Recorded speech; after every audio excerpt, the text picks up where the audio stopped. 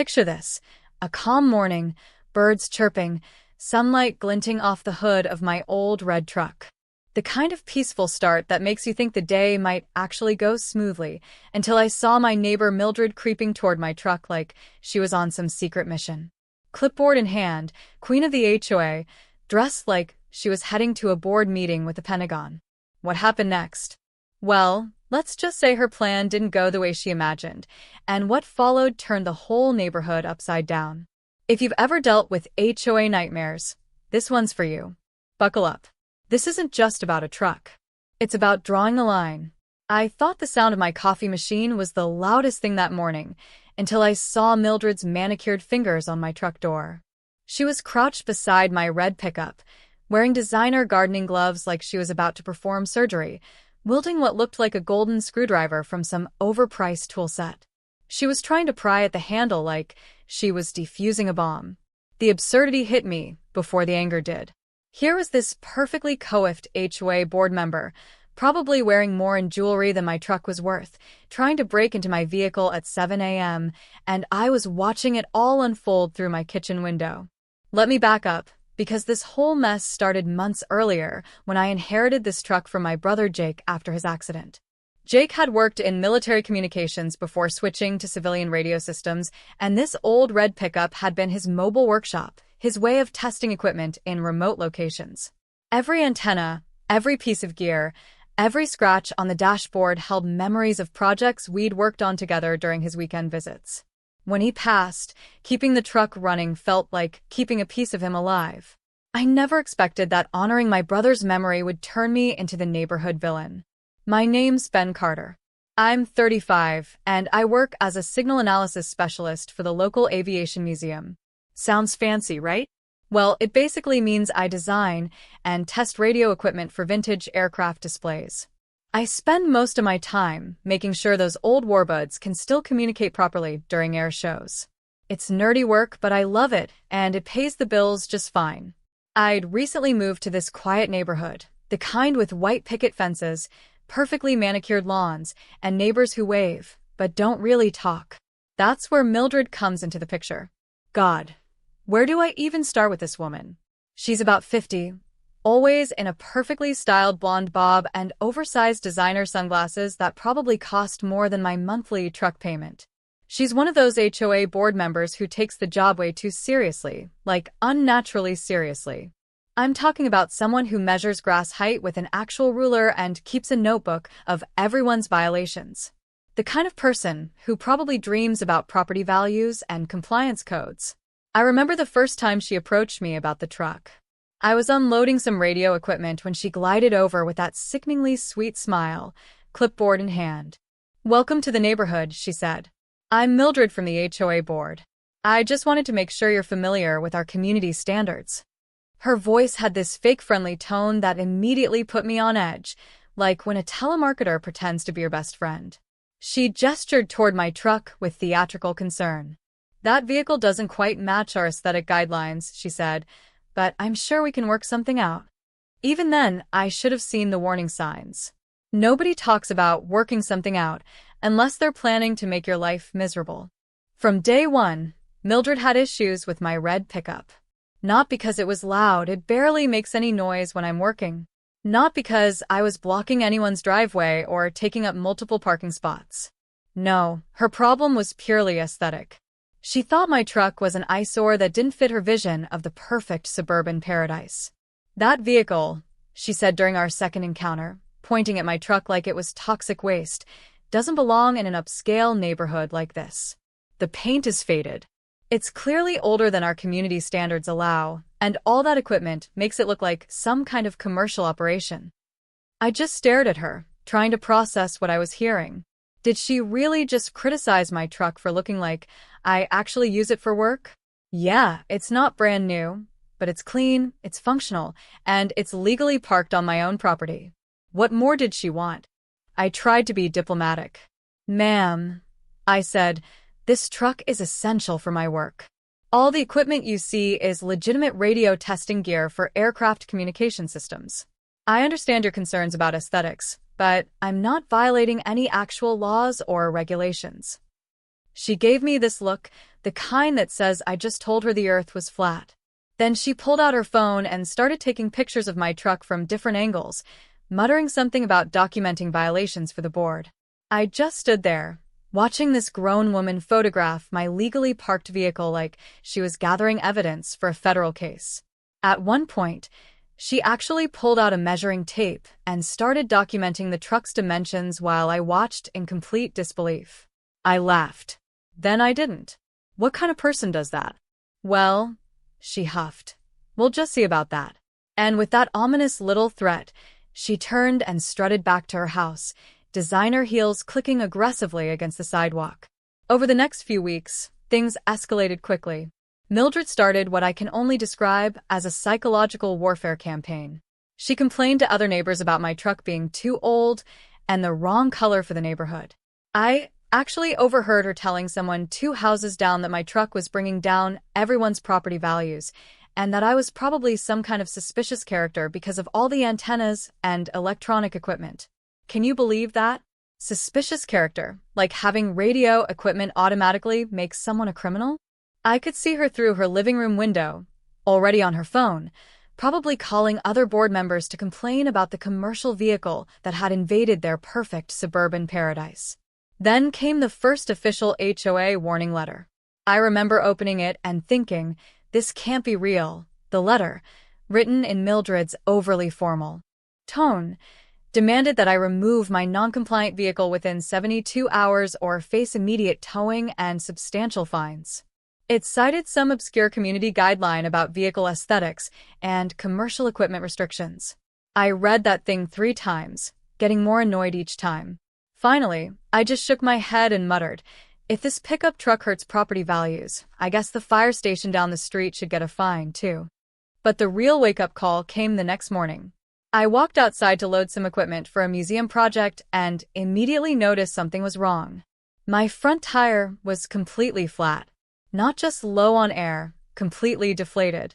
I knelt down to examine it and found a small puncture right in the sidewall. Now, I'm not saying Mildred did it, but the timing was awfully convenient, and the location of the puncture suggested it wasn't accidental road damage. Standing there in my driveway, looking at that deliberately damaged tire, I felt something shift inside me. Maybe it was anger, maybe it was determination, but definitely something darker than I'd felt in a long time. I spent the morning fixing the tire myself, changing it out in full view of Mildred's house. I could see her watching from behind her perfectly pressed curtains, probably hoping I'd give up and get rid of the truck entirely. But as I tightened the last lug nut, I looked toward her house and felt something crystallize in my mind. She wanted to play psychological games? Well, I'd been working with sophisticated radio equipment and security protocols for years. I had a few professional tricks she'd never seen before. The question was I ready for what unleashing those tricks might actually cost me? As I stood there in my driveway, tire iron still in my hand, I realized I was about to find out. The tire incident was my breaking point. I mean, I tried to be reasonable, tried to be the bigger person, but when someone starts messing with your property, that's when things get personal. I wasn't looking for some huge dramatic confrontation. That's not my style. But I also wasn't about to let some power-hungry HOA board member think she could intimidate me into submission. If Mildred wanted to escalate things, then maybe it was time someone like her learned what happens when you mess with the wrong person. That's when I remembered my old friend Daniel. We'd actually worked together in a classified research unit before he switched to film production. Back when we were both doing signal analysis for government projects, ones I still can't talk about in detail. Daniel had since moved into a pretty interesting line of work, creating realistic props and equipment for science documentaries and educational films. He's one of those guys who can make absolutely anything look authentic, partly because he'd worked on actual government-funded projects before transitioning to entertainment. When I called him that evening and explained the situation, his response was immediate. "This sounds like an interesting challenge," he said. "I still have most of those props in storage from the NASA documentary, plus some other equipment that might be useful for this kind of psychological operation." The way he said it made me think Daniel missed the old days more than he let on. Meanwhile, Mildred was ramping up her own campaign in ways that were becoming increasingly unhinged. She started getting creative with her harassment tactics, behavior that went way beyond normal HOA complaints. One morning, I discovered she'd strategically placed her trash cans to block my driveway access. Not completely blocking it, that would have been too obvious, but positioned just inconveniently enough to make backing out a real hassle.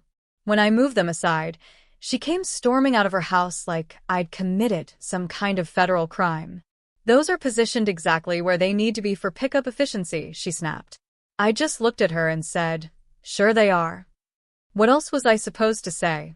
Argue with someone who's clearly lost touch with reality? But the trash can thing was just the beginning. Mildred started spreading rumors around the neighborhood. Serious rumors that went far beyond simple complaints about aesthetics. She was telling people I was a suspicious character with strange equipment that might be dangerous to community health. I actually caught her whispering to a teenager walking his dog, warning him about potential radiation exposure from my truck's antennas. Can you imagine? Warning children about radiation from radio testing equipment that's probably safer than their cell phones? She even suggested to a couple of neighbors that I might be running some kind of illegal operation out of my truck. The psychological warfare escalated when she decided to make her campaign visible to the entire neighborhood. I came home from work one day to find that Mildred had installed. Small signs had appeared on Mildred's front lawn, actual printed yard signs that read "Visual Pollution Alert," with bright red arrows pointing directly at my house. The woman had turned her perfectly manicured yard into a full-blown protest zone against my truck. It was so absurd I almost laughed.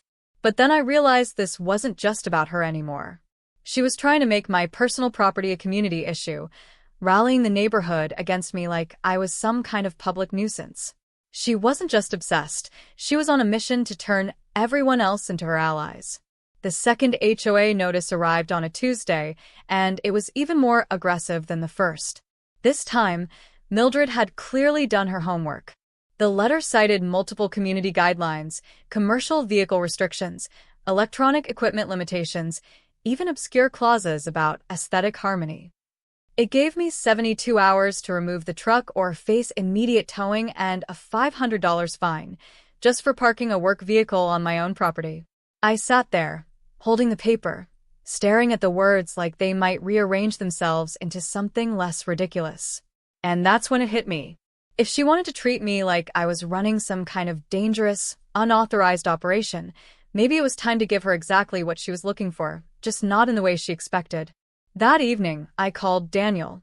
I told him about the signs, the fines, the tire, and how far Mildred had gone. He listened quietly, and when I finished, he just chuckled. "You want to make your neighbor think she's dealing with something way above her pay grade?" he said. "I love it." Daniel had always been the kind of guy who saw life like a chess game, calm, strategic, always 3 moves ahead. He reminded me of the props he'd built for that NASA documentary last year, ultra-realistic equipment that looked like it came straight out of a classified government lab. "We can use the old protocols," he said.